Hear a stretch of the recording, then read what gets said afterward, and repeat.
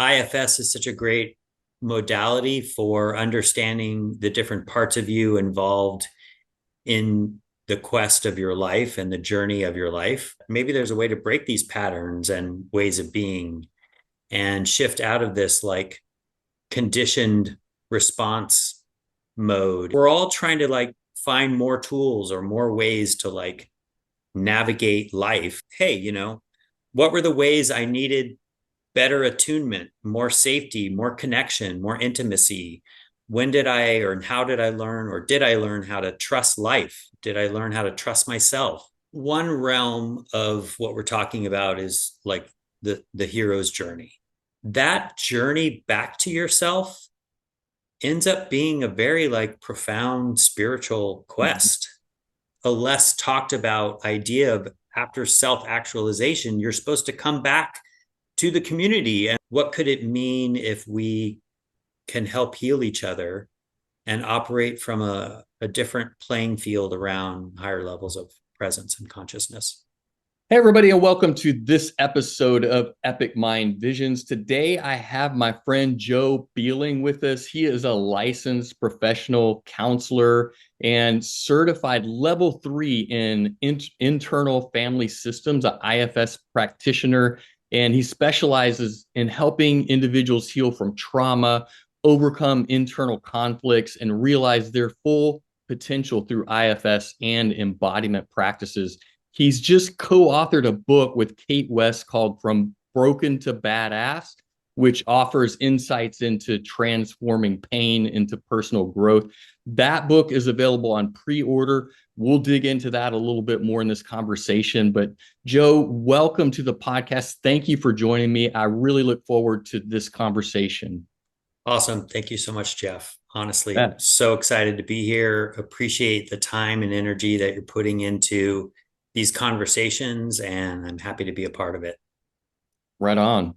Well, in kind of starting, where do we launch? We talk about internal family systems. Like, I know a little bit about that, and I know that it's powerful. I've heard people speak very highly Mm-hmm. of internal family systems. I just have never had anyone who's as knowledgeable as you to guide me through what it actually means. I Mm-hmm. guess to start off, like, how did you lead into internal family systems? What were your personal experiences that made that so powerful for you that you wanted to become certified at the level that you are? So, yeah, my personal story with IFS is back to like 2016, where I was in a men's group. We were on a retreat, and the facilitator was doing this kind of inner child process, but it was really different than any kind of, inner child work that I've done before. And I asked him, what was that? And he said, oh, yeah, my partner does this thing called IFS. And I just was hooked.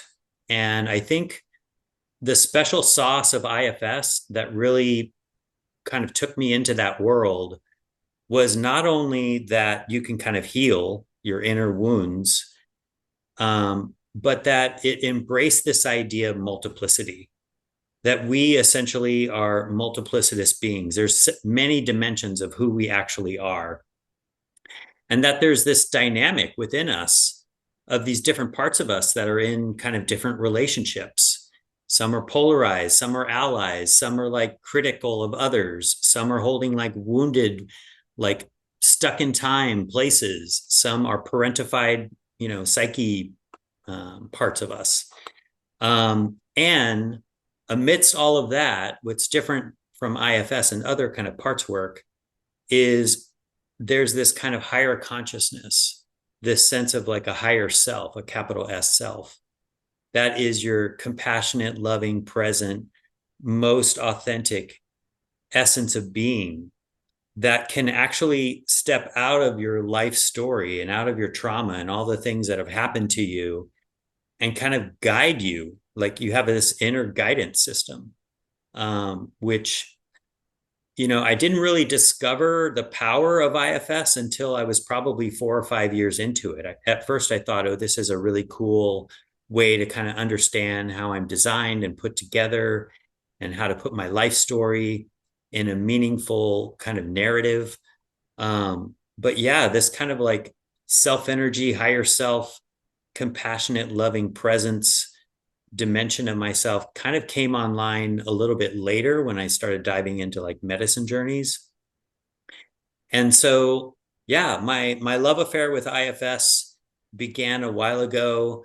It's an ongoing kind of process. I think, for a lot of us that have had kind of complex trauma, it's takes a lot of patience, takes some time to kind of sort through, this is what happened to me. This is the impact and the beliefs and the stories that I took on about how life works. And then you kind of go through this unwinding process where you look at all that again and say, well, what's true now? And how did I get here? And who am I really? So IFS has been such a great framework to offer that structure. And now I'm more interested in kind of like this more psycho-spiritual aspect of like not just our parts, but who we are as a conscious being in relationship to our parts. I love it. Well, for people like me who kind of know a little bit about IFS, but not a lot, what do you mean by the parts? How does IFS allow someone to unravel those parts and actually move through them to get some kind of awareness or healing or transformation? That's the Mm-hmm. part that I'm really unclear about. Let's see. So the name internal family systems came from the idea that within all of us, these different parts of us act kind of like a family. So if you think about a family where there's parents and the kids and the siblings and friends and the community and religion, and it's like a whole life story inside of us. So I think a lot of us might be aware of inner child work, Mhm. um, different kinds of archetypal theories, like with Gestalt and with Carl Jung, and these ideas that we have these different pieces inside of us that might be critical or offer guidance or have wisdom or play out some role of like the protector or the victim. So IFS does a good job creating a map to understand these different parts of you, these different inner family members within you. And some of those family members are like wounded parts of you that happened when you were a kid. And they kind of get stuck in time with like the narrative of the impact of that story, what happened to you, the beliefs you took on, and how you felt like this is how the world works. So these kind of young, vulnerable, wounded parts of us, our psyche tends to kind of like tuck those away. And the word exile comes from that idea of like exiling some part of us somewhere in the background. So these young, vulnerable, wounded parts of us are called exiles. And those are kind of like the pieces that we might think of like our inner child or wounded child.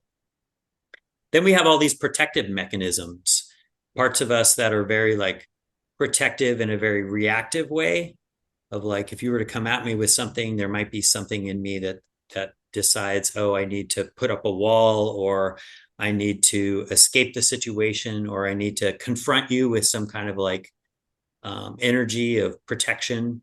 So these protective, reactive kinds of parts of us.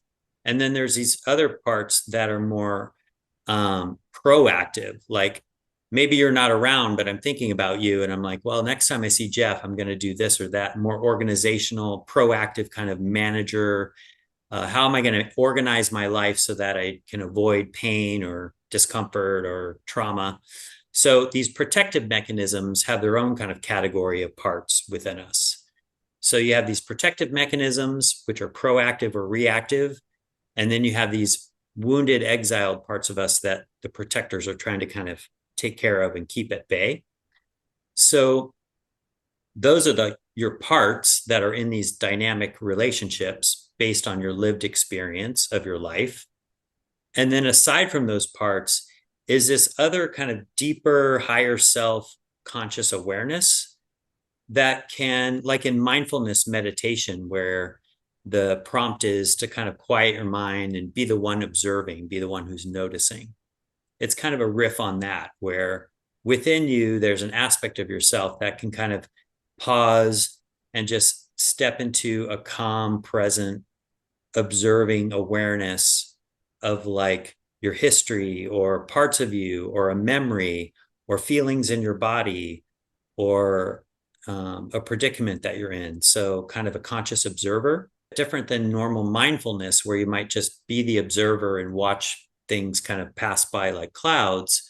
With IFS, this observer takes a more kind of active role where you go into a relationship with these different parts of you. So from this kind of higher present conscious higher self me, I would actually have a conversation with this wounded exiled part of myself, or a conversation with some protective mechanism that believes that, if I don't show up and have a belief that, I can't trust men, then somehow I'm going to get hurt again. So this higher self can kind of have relationships and conversations with these different parts of us that are holding on to beliefs and stories and kind of ways of being. So the proactive and reactive parts of ourselves, from what I'm hearing, ultimately, those are the things that are keeping us in our comfort zone. And those Yeah, are the patterns that we run because we want to stay comfortable, even if that comfort is pain, right? We want to stay there because we already have built the tools relatively to manage that. Or we that's feel right. safe in that place, even though it might be destructive or painful. It's Yeah. that safest place that we've been able to, I guess, create for ourselves.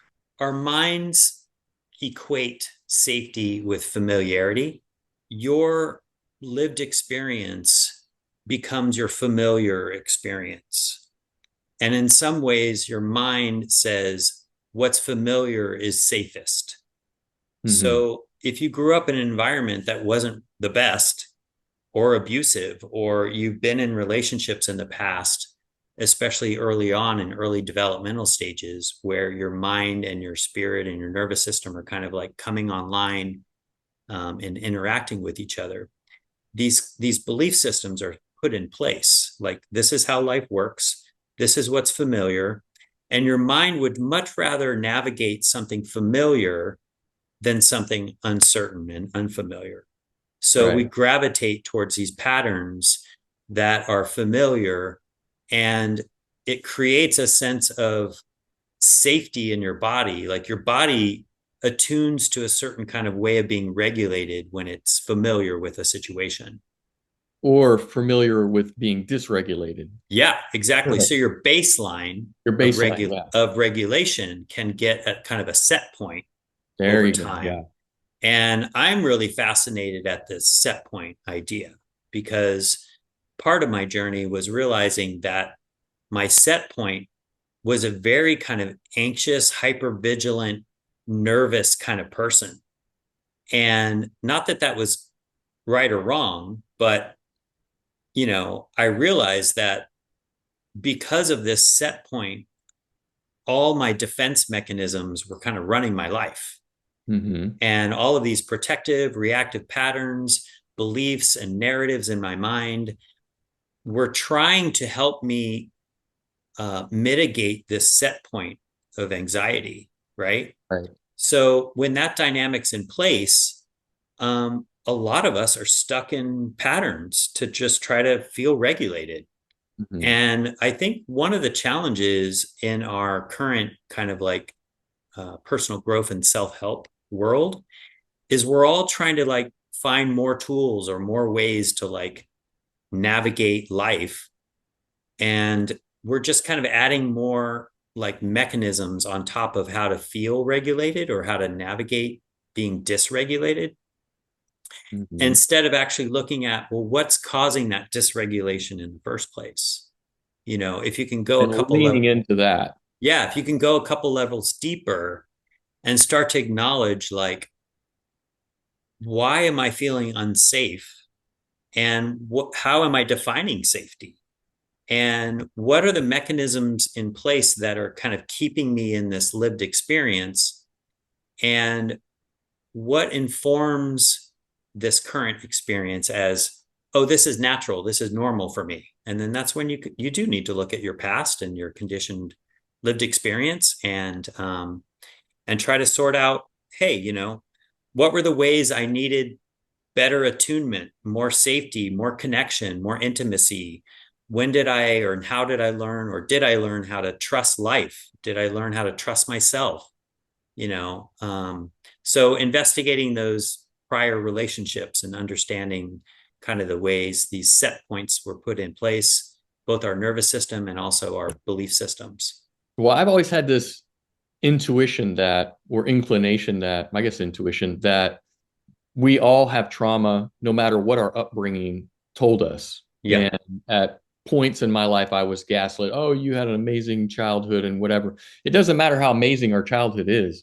There's something's going to be off. We're going to be missing something. If we have an Yeah. abundance of wealth, we might have a lack of love, or, I mean, there's a million examples of that. But I think what I see in the journeys that I've taken, the people that I've known, the personal development paths that I've been on and seen others take, is that there's this idea, even in the medicine world, which you mentioned, is the shadow work, the trauma. There's this kind of generality around it where it doesn't ever get to a specific awareness like you were talking about with IFS and parts, where it's like I'm identifying that specific thing and I'm going to dive into it and feel into it through that Mm-hmm. process of mindfulness and connect to it and build a relationship with it and try to understand it. Mm-hmm. Especially like in the medicine community, I've seen so many people, they're just like, they want to take the medicine, whatever the medicine is, and then wake up and they're healed. And Yeah. that's it. And or maybe those things come up and it scares them away. Mm-hmm. They're not actually owning it in the way that I think you're describing, and that Mm-hmm. perhaps IFS gives us a framework to be able to confront those things more courageously. Am I right about that?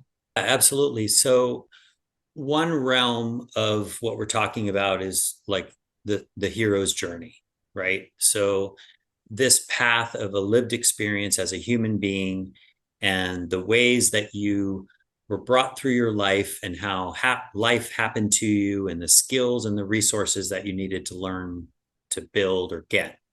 And what you're saying and what I'm hearing you say is all of us come into this world with needs and wants, and we're humans raised by humans. You know, we're all kind of have a limited By capacity. imperfect humans. We're all Right. imperfect humans raised by Yeah, imperfect humans. totally. And so what happened to you that you felt and experienced as trauma isn't the experience itself. It's that you were alone and no one was there to help you kind of like work through the impact. And that impact includes like a physical nervous system, energetic response in your body, Hmm.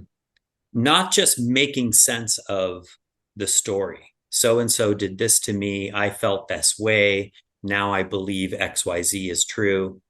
That's part of the journey, is to understand the story and how your mind and the meaning making machine made sense of the story. But the deeper thing is, how did your nervous system and your body like take in the impact of that energy, and what's unresolved about that? And because we're raised by human beings with limitations, you know, most of us don't grow up in an environment with complete unconditional wisdom and love to kind of like be with the expression of our bodies and uh, the deep grief or anger or sorrow or loss or loneliness or uh, dissociation or um, disconnection, you know, all these kind of relational wounds. Um, every child needs a lot of attention, trust, safety, nurturing, intimacy, touch. And my belief is that it's kind of an intentional design that we don't really get those at the beginning. And we suffer these wounds. And the lived experience of being a human being, and then the process of trying to kind of like find your way back to wholeness or or forgiveness or love or compassion or presence, that journey back to yourself ends up being a very like profound spiritual quest, you know? And I think for the most of my life, I just thought, oh, life is about solving problems and trying to unwind my trauma story and understand what happened to me and make sense of it all. And then it became this, what I just said of like, oh, well, just what happened in my body and how did my nervous system get dysregulated and what's going on there. And then to kind of tie it all back into IFS, there's a way to like be in relationship to myself, different parts of me, my body, my parts, my mind, from this kind of higher consciousness. And I feel as though that's the path we're all on at some level. Is you're either on the hero's journey and you're an actor in the play and you're taking on a role or different whatever, or you're the storyteller, like re-narrating your own story or trying to rewrite and rescript and take control and assert your power into life and like re-engage from a sense of like autonomy, or you're almost like the director of it all. You're just the one like witnessing yourself as a human being and this avatar that you're living in, and how am I contributing to other people? And so anyways, I'm getting in the weeds here a little bit. Well, I mean, there's a lot wrapped up in what you're saying. And what came alive for me was when you were talking about the trauma that we take on. So, my Mm-hmm. lived experience of it is that we're taking on that trauma and we're taking ownership over it in whatever way with our stories and our programming and all these other things. And that's what's getting trapped in our nervous system. So, Mm-hmm. that is what creates that loop, those loops that we end up in. And so if we don't really ever access those things at a deep enough level, my belief is that frequency, vibration, we have to match that frequency so that we can start to transmute it. And so Mm-hmm. we never have the courage to go back and look at these things in the deep levels that we're talking about here, then those things are going to stay trapped forever, for a Yeah. lifetime or perhaps even lifetimes down the road. And we're taking on all of our ancestor shit as well and all of that. So it's that process of really, you brought in the hero's journey, and that we are here for that purpose because we are coming back to wholeness in whatever way and unity in whatever way, but for those distortions that are trapped in our system that we have not yet reaccessed so that we can resolve them. That's a life's mission. That's something Mm-hmm. that is a big life mission, not just something that's like, oh yeah, it'd be nice to have a regulated nervous system. It's like, well, what else are you here for? I mean, at Mm-hmm. least that's the story I tell myself. And Yeah. you were talking about the stories that we tell ourselves.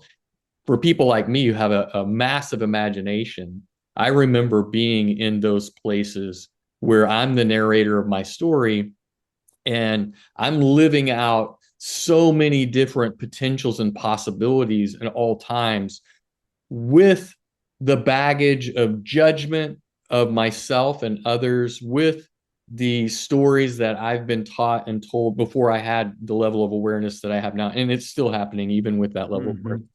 But I've been able to, I think, transmute a lot because I've taken the mental journey of going in and reframing, over and over and over again what those traumas could mean to me, Mm-hmm. what those traumas are supposed to mean to me, why they happened, and all that. And it wasn't always a healthy process, but it's the journey that I took.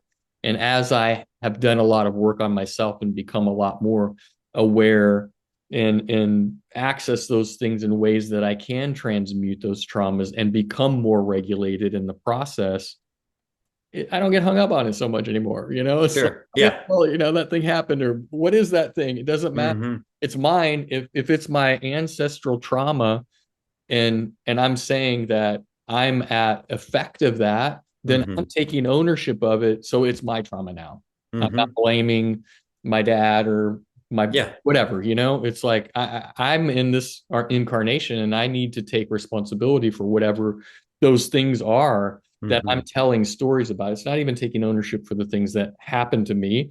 It's Hmm. what are the stories I'm telling myself about those things, and how to Yeah. bring in more joy, gratitude, and positivity, so that I can recognize those things in a way that I'm reprogramming my nervous system to be at a higher vibration at the end of the day, if that Mm. makes sense.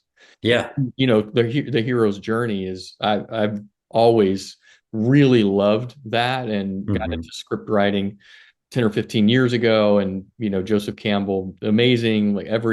every movie we've ever seen follows the Yeah. journey. I've Right. taught the hero's journey to, in the coaching that I've done. And I think it's just a great frame, because no matter what we're dealing with in life, we're somewhere in that hero's journey, in Yeah. many, many different ways, in every area Sure. of our life. We're somewhere on that arc, on that, Yeah. you know? Yeah. I mean, there's a couple things I want to reflect back to you from what you just said. And one is, another lens is the whole Maslow's hierarchy of needs, Right. and these kind of baseline needs around safety and belonging and structure. Like, if you are in an environment where you don't have those things, then your life is going to be about safety and belonging and trust and survival. Yeah. But as you move through these kind of hierarchy of needs and things get met along the way, maybe you're privileged enough to like have these kinds of um, opportunities to investigate how to self-actualize. Hmm. And so as you move into those higher levels of like understanding yourself and meeting these needs around community and connection and spirituality and divine nature, one of the things I want to point out is it's like we have two operating systems within us. We have a system, it's a very left brain, right brain kind of idea where, your left brain, your logic brain is very focused on discernment and making sense of things. And this mechanism in us that is a meaning making machine has a very important function. And that hero's journey is part of your meaning making machine, trying to track and understand your life and how to make sense of it and how to grow from it and how to like be a better person and all those things. And that's great. Well, we have this other kind of operating system within us, which is, the right brain is very like everything's just the soup. Like it's a very experiential, it's tied into our nervous system and our bodies. And I feel like what we're saying is at some point, maybe you have the privilege to kind of investigate, how am I with myself? How am I navigating these kind of two operating systems? How is it playing out in my relationships? What do I want out of life? Why am I here? What's the meaning and purpose of it all? And I think you're right. I think we're all trying to find our way to establish a sense of meaning and structure, purpose, value, also connection, and to not operate from like wounded kinds of protective mechanisms. Right. Well, I think that's an idealistic view, that we're all trying to do that. I think all of us who are privileged are Yeah, yeah, perhaps trying to do that, because I yeah, know that I've been at those lower, yeah, you know, those lower yeah, rungs of the pyramid, or whatever you call a rung of a pyramid. yeah, But you know what I'm saying? It's like I've yeah, been down there in scarcity, reaction, all of those things where safety and security was, and scarcity were the main things, right, yeah. in my Hmm. life. And Yeah, I feel very blessed and yeah, grateful that I've moved up that pyramid to whatever level where I, in your words, have the spaciousness and the ability to go and lean into the higher rungs. And I don't take that for granted. yeah. A couple of things you said. I really love Alan Watts. So, Mm, and I'm still in my head a lot. I hmm, was an attorney for 10 years. Like I've been in my head most of my life, hmm, but coming into, the work that you and I have done together, powerful work coming into my heart. And he calls it prickles and goo. He talks about it in those terms, like your head is more prickly. You need to know all the different facets of Mm, it. And then the heart is more gooey. So we're mhm, all, there's some of us are more on one of mhm, those ends of the spectrum, but everything is gooey prickles or prickly goo at some level, mhm. Yeah. And Mhm, I think that the process, another thing that the way he describes the process of meaning making, as you say it, and creating those stories, it's like you have to have some level of reference point. mhm, As he said, as Alan Watts says it, if you're going to walk across the room, you can't dangle your legs in the air. mhm, You have to have a mhm, floor to step on so that you have mhm, something solid to be like, that's my reference point. mhm, And so I mhm, really identify with those metaphors that he talks about because I see it, those things have been so prevalent in my life and that I've been mhm, so wound up on, mhm. different, ends of the spectrum that bringing it all back together has been the hero's journey, right? Yeah. Yeah. Yeah. And I love this. I mean, I can often kind of hear myself talking about things from that same kind of like, this is how it all works kind of lens. Mhm. And gently trying to remind myself and really be present to that it's all just this mysterious kind of metaphor and an ever changing kind of landscape that we're navigating, and the practicality of it, and then also the magic and the mystery of it kind of all interplaying together. Mhm. And so I really appreciate what you're pointing to around yeah, holding those things kind of lightly or in collaboration with each other, heart and mind, or however you want to hold the framework of that. And discovering within yourself, if you're leaning in one direction or the other, how can you kind of make your way back to more of a center? I don't really like the word balance. I think we're always off Right. balance, but Right. like a tightrope walker Yeah. more, like a Right. sense of Yeah. like a sense of Black like black rope walking. totally like staying in the groove of the the chaos and the uncertainty of life with a certain level of like skills. And then also just say to your point, yeah, it's such a deep, I mean, honestly, I don't know why I have had the privilege of the access that I have. I've been in places where my life could have gone in a much different direction. Oh yeah. And Well, and and it probably did in some yeah, and significant I time. Yeah. see that now as somewhat divine intervention and grace, Absolutely. and like just trust in the mystery of I don't understand why, it just is.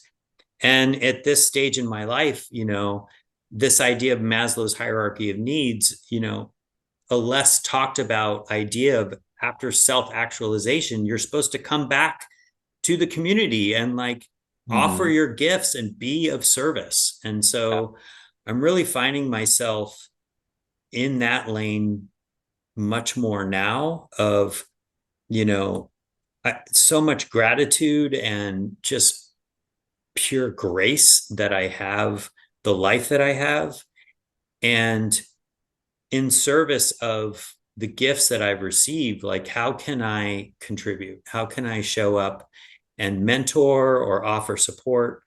And not like I'm trying to save everybody, but to encourage and share our stories. Like this is how I navigated my life experiences. Maybe that's useful for you. Mentoring, supporting, just being present to other individuals, and trying to spread the love, basically.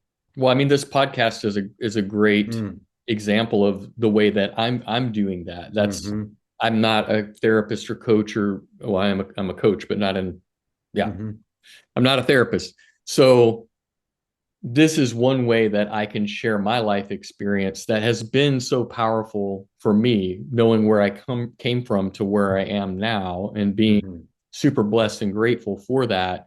How do I make an impact? How do I spread the word, if you will? You're putting out a book and we can get into that in a minute, but it seems like with your coaching in particular and your therapy, if that's the way you frame it, like Mhm. what do you see with people who come into your world and are looking for something? They're looking for an answer because what you were saying earlier about like that higher self, I've always felt that, even though I've been unaware, had a Yeah. immense lack of awareness, totally in my head at different times in my life. That higher kind of self was always speaking to me and telling me there was more. Yeah. And I always, maybe I always trusted that. I got off track, but Hmm. it came back to me, and the way I see it in another metaphor is it's like when we start to get off track from our higher purpose, the universe or our higher self or whatever, it's like a little cattle prod, and it'll go zip, Hmm. zip, zip. And it's like, Hmm. do you listen? If you Hmm. don't, then it's going to be something bigger. And Hmm. then, it's going to blow up. And that's what happened Hmm. to me when I came into my awakening of awareness, or however you want to frame that. It wasn't something that I chose for myself. And I said, well, I'm going to become spiritually awakened, and I'm going to, go through all this Hmm. personal development. No, it was Hmm. literally the universe stripping everything away from me that I thought I was, I thought I knew, Yeah. thought I wanted to be, and all of Hmm. that, to the point where I'm getting on my knees, raising my hands to God and saying, I have nothing left. Yeah. Please support me, because I Yeah. knew, again, that thread was there. Like I knew there was something more. And Yeah. since then, 10 to 12 years ago, whenever it was, my life has changed immeasurably. But Yeah. it wasn't a conscious decision for me to do that. It was thrust upon me Hmm. in a very traumatic way. And Yeah. I got the opportunity to frame stories around that. And thankfully, I had amazing mentors and access, as you said, Hmm. Hmm. to some of these other things where I was able to really move through it in a way that I was able to foster a level of forgiveness and a level, curate a level of gratitude for it and appreciation for the process, Hmm. and to, appreciation for the hero's journeys that I went Yeah. through, and get to where I am now, wherever that is, just to the next level of, hey, what's the next thing that's going to throw me in Yeah. those realms, But Yeah. yeah, I don't know. I kind of went off track there a little bit. No, not at all. I was tracking you in that it's it's so easy for me now to speak from this moment in time and to sound as though, oh, I did these 8 things and my life turned out okay. Mhm. Um, Right. but when I was at step one, life was frickin' hard, Yeah. and I want to kind of slow down and pause because anyone listening to this, you're in your lane wherever you are. And speaking to what you said a minute ago, what drove me towards healing wasn't some like big idea of like I want to be enlightened or like whatever. It's Mhm. like I was in freaking pain Yeah. and life was suffering and I just wanted relief. Mhm. And early on, those places of feeling so alone and um so desperate, you know, um, and a deep level of kind of emotional, spiritual pain that, was like, I don't want to be here. Mhm. And a place and time where I think many people go where you just feel like there's no hope. You're hopeless. Right. And I think fast forward to now, I just want to keep an eye out for human beings in that place. Mhm. Like I, by the grace of God or source or whatever you want to call it, happened to talk to a priest who was a therapist. And at that time, I was very religious. And thankfully, I talked to that particular priest because there were priests on campus that would have sent me to conversion therapy, but all about my sexuality and how to like be How kind to old my were you at that time? I was 19. Okay. Yeah, I was 19 in college. And I I just feel as though, you know, just keep going, just keep going wherever you are in your place and time. Um, find the support you need, find the communities you need, move towards acceptance, move towards people that can be present with you, people that can hold space for your experience, that aren't trying to fix or change you, but help you kind of like navigate it and make sense of it. And um, so, yeah, I think the stages for me were certainly like lost and hopeless.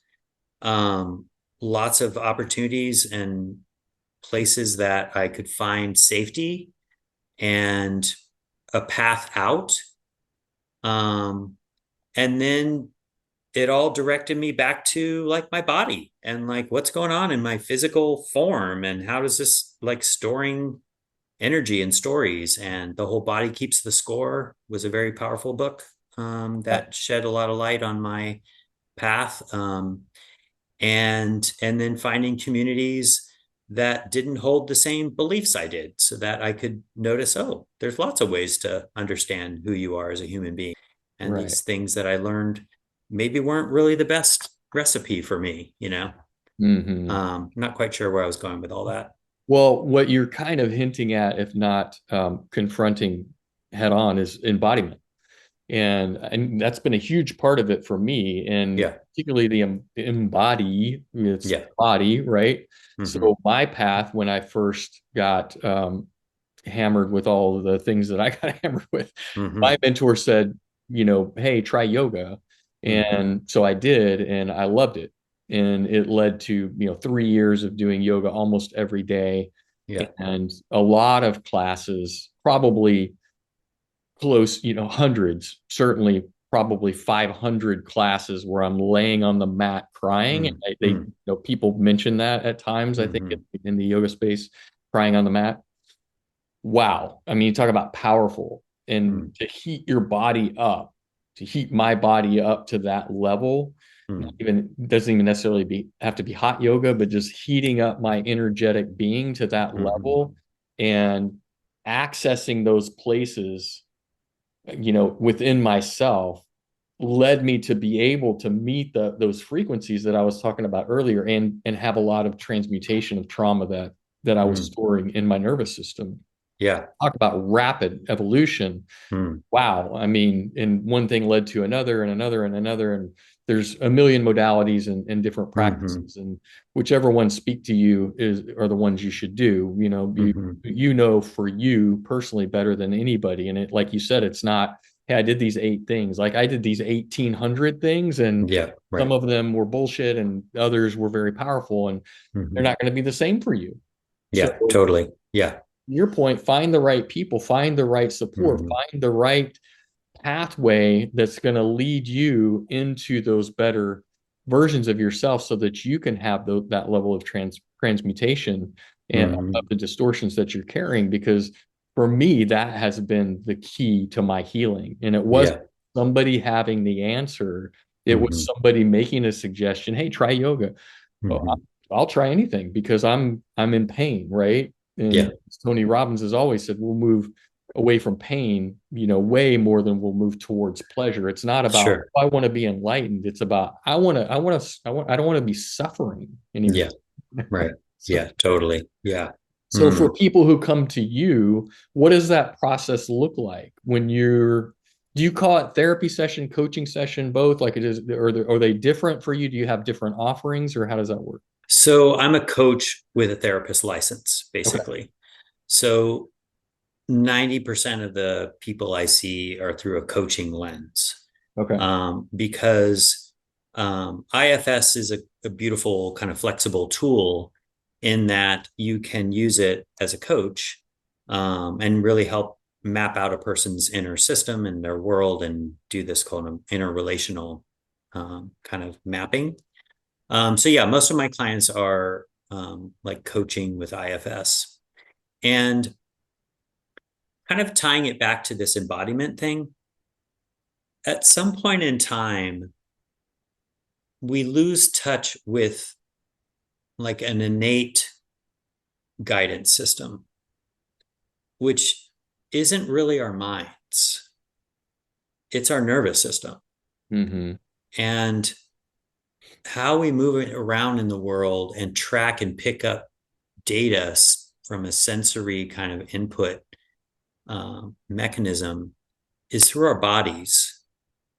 And we live in an environment that really reinforces a lot of cognitive mental problem solving. And that's not a problem. But the folks that I see, I'm a therapist to a lot of therapists.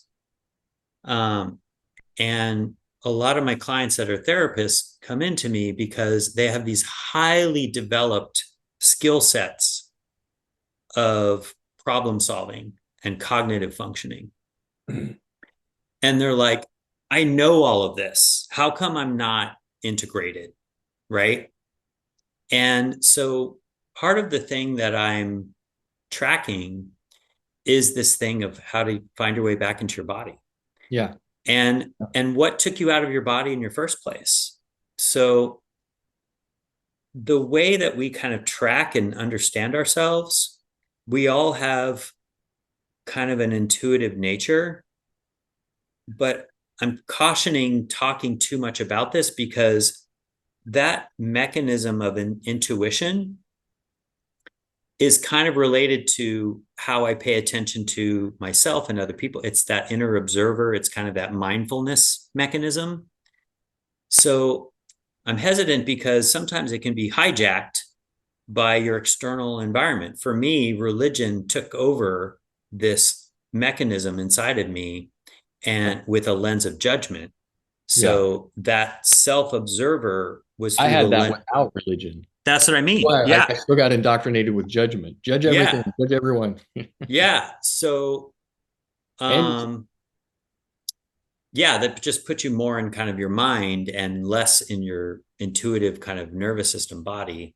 well, I mean, the embodiment part, I think is so critical as we're Yeah. kind of Yeah. hitting on, Yeah. and that's what really made the difference for me in my own transformation into the I think better version of Yeah. myself Mm-hmm. that I have today, Mm-hmm.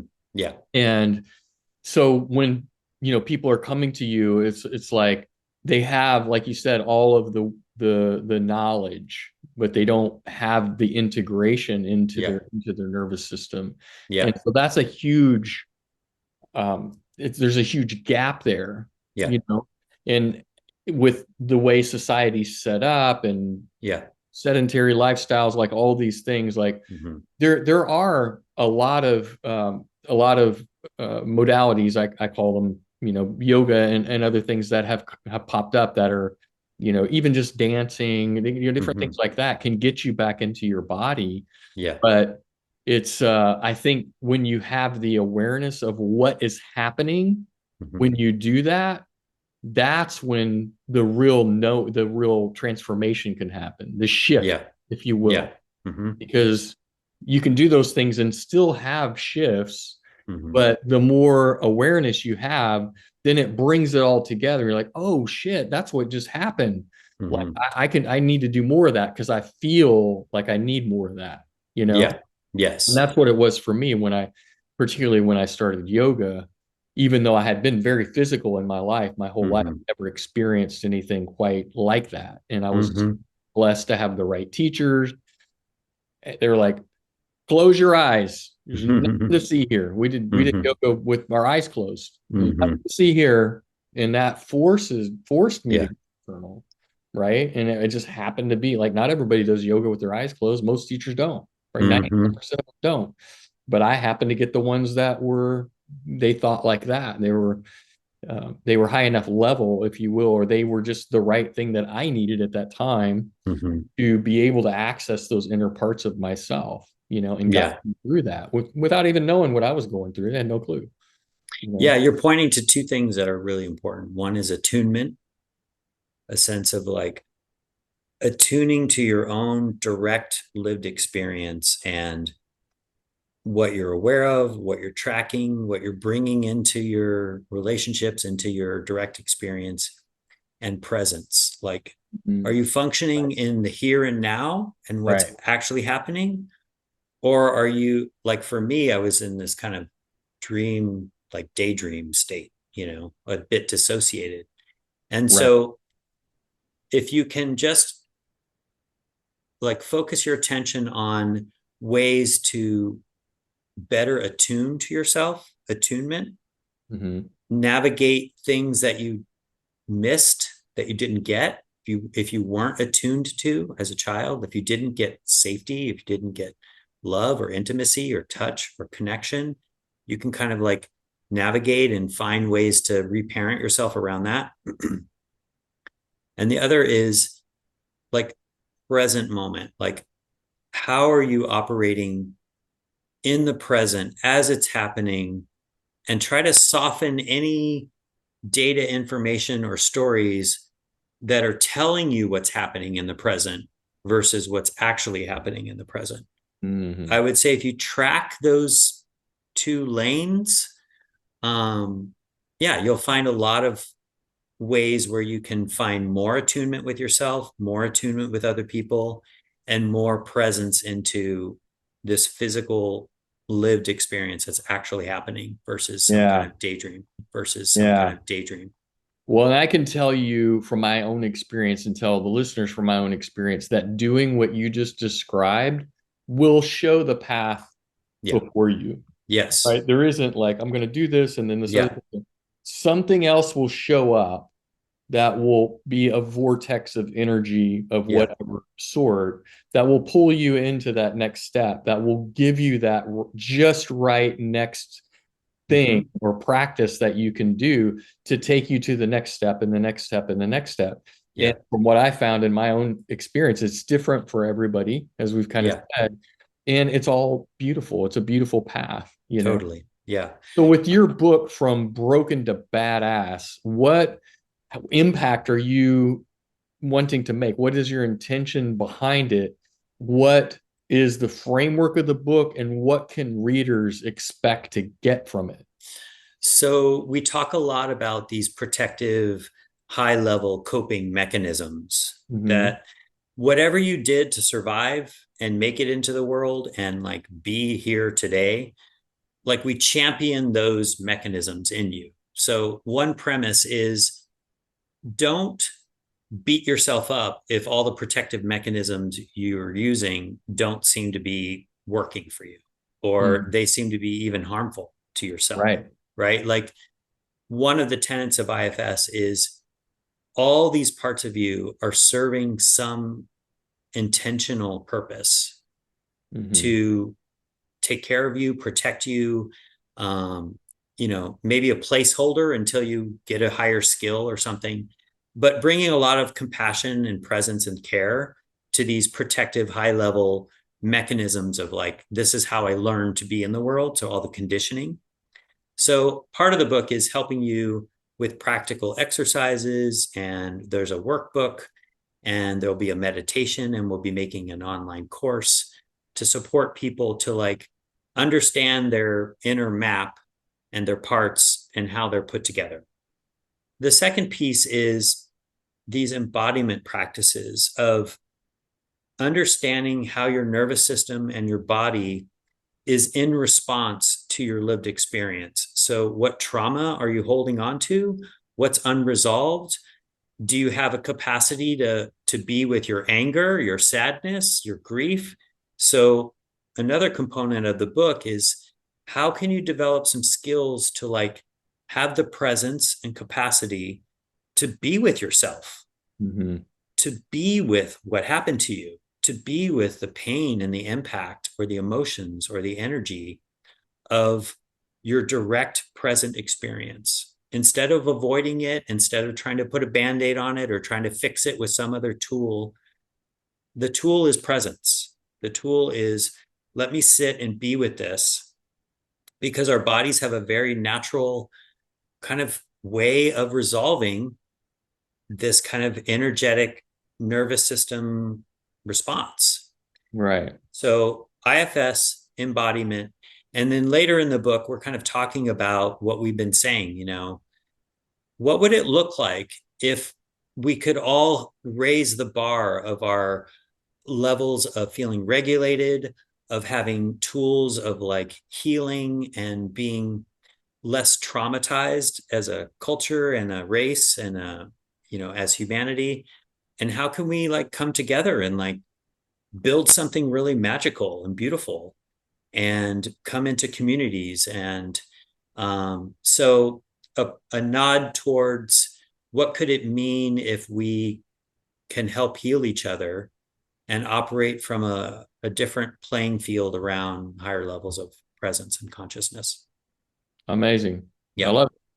Well, what I hear you saying is that whatever those traumas are, whatever those stories are, whatever those programs are that we're running, as much as we suffer Mm-hmm. through them or as much as they might be destructive, don't make them wrong. Yeah. Just where we're at, right? Yeah.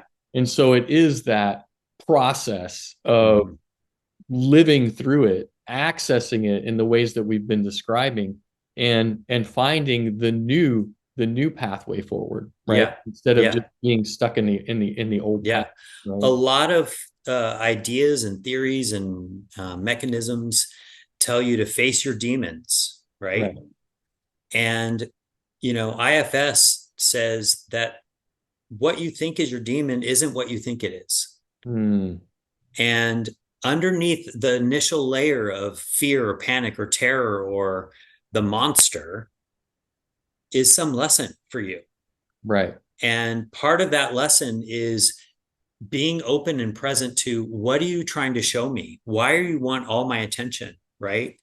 And Hmm. hearing the story that informed this part of you, yeah, you're facing this demon or this monster so that you can understand the story that informed this aspect of yourself and unwind that so that you're not living in a reactive kind of traumatized, unregulated nervous system state, that you've worked through this life lesson and you can be present and available and yeah, move forward. Well, I try not to speak for others, but Yeah. I can say that what you're describing, that process of facing your demon, that's scary, Yeah, right? of Scary. course. Yeah. So how does one get through that part of it with that initial Yeah. resistance, even if they're not just reacting to, as you described, like the fear and different things like that, but they're like, okay, I want to access this, I will actually want to do the work, whatever that means, Mm-hmm. but I'm scared. Yeah. How do you get around that, or how do you get through it? Because the only way out is through, right? You can't. Sure. Yeah. I mean, I'd recommend not doing it alone. Mhm. So finding some support, a container, a group, a friend, a therapist, a book, or whatever. Um, and you're already feeling the feelings. You're Mhm. already terrified. Right, You're right. already like hopeless. You're already feeling the things that you're afraid of feeling, Wow. right? You have the In that one, capacity, that's really insightful. I've never right? heard it Like you're framed quite that already way. you're already doing the work, but you're making it more difficult on yourself because you're choosing to run away. Mhm. And the avoidance, the energy it takes to avoid is massive. Right. So, first of all, know that you can do this. Find a way to look at something as if there's a you looking at the thing. So, you have to form a relational dynamic, Mhm. and you literally ask this part of you, don't take over. I want to know what's going on. You have my attention. I'm here to understand what it is you're trying to show me. Mhm. And that's easier said than done. And it's a skill to kind of like be in relationship in that place. And there may be some other things that you need to feel safe and regulated and calm and present. So before you face the biggest demon of your life, um, see if you can find ways to nurture compassion for yourself. How do you feel about you with you when you're alone at night laying in bed? How do you feel towards yourself? Are you Hmm. beating the shit out of yourself, or is there something inside of you that can say, I'm doing the best I can? Right. And can you bring some level of sincere, generous compassion to yourself and just say, I really want to figure this out, and just try to slow down and try to find a relationship from that place. One inside of you that's like, I'm here, I'm open, I'm present, I'm trying to care. And then just try to come into relationship to the very next thing. It's like the whole Rumi's poem, the guest house. Just meet the next thing. Just like goes up first. What do you want to show me? I'm just trying to be present, and go slow, super Mm, slow, as much attention and presence as you can, and come from a place of compassion. And that's your path. amazing. What would you say to somebody who is so at effect of these patterns, perhaps that there are multiple areas of their lives, relationships, significant others, business, other things like that, and it's all like crossing over and got all these dynamics happening, and it's all screwed up.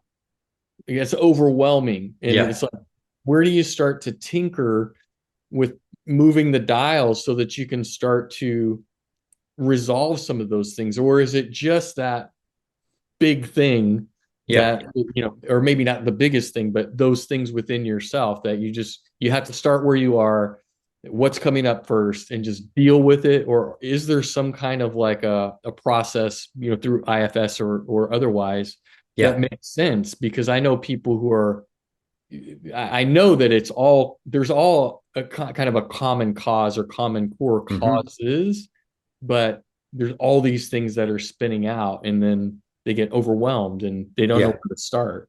Yeah.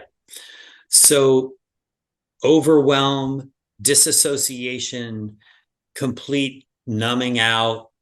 Um, these are all mechanisms to try to help you titrate your experience. Mm-hmm.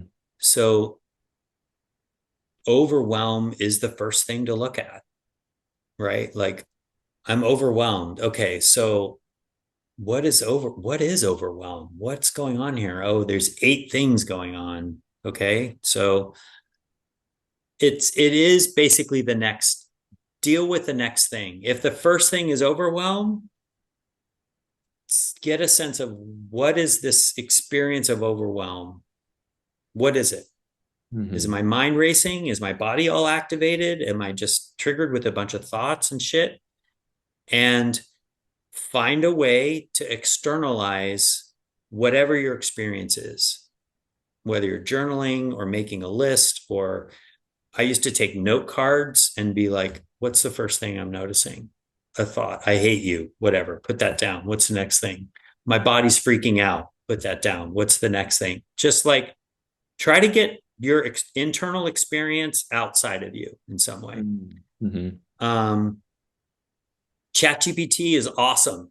Like, I can literally do a voice note to otter.ai or ChatGPT, or do a recording and then have ChatGPT organize my thoughts.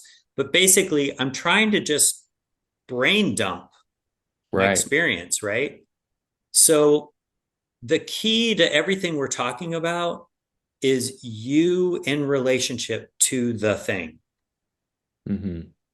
So if I'm feeling overwhelmed and I'm trying to be in relationship to the thing, maybe I'm also feeling like scared and like crazy. Well, okay, now I'm in relationship to feeling scared. You know what I mean? Like, it can go both ways. I guess really my point is, go slow, get some help, um, try to find ways where you're not alone in it, and you're just trying to meet the next thing and be in relationship to it. Mm-hmm. Fantastic. Well, Joe, it's been amazing diving deeper into these topics with you. IFS in particular, and just trauma and healing in general, and your lived experience as well as mine, which Mm. I think that, to your point, like when we share these things, we can inspire and be a lighthouse to others. Not that we're at the end of our journey or anything. Yeah. We're just at the next level of the crap that we're facing. Yeah, So totally. there's no destination. We're here. Yeah. We are material beings in a material world. And for me personally, I have the belief that I know that I didn't come in this lifetime to be a monk on a mountain or anything like that. Like, I am grounded and rooted in the material world as much as I want to be, Mm. and vibrating at a higher frequency. And the modalities that I incorporate into my life and the practices that I have helped me do that. But I believe that we can only reach the heights as much as we reach the depths, and there is that Yeah. polarity and duality of life, but we're not getting out of it. Like, we are here, we have manifested and incarnated in this world, in these bodies, and this is what we're here for. Is the way that we started the podcast.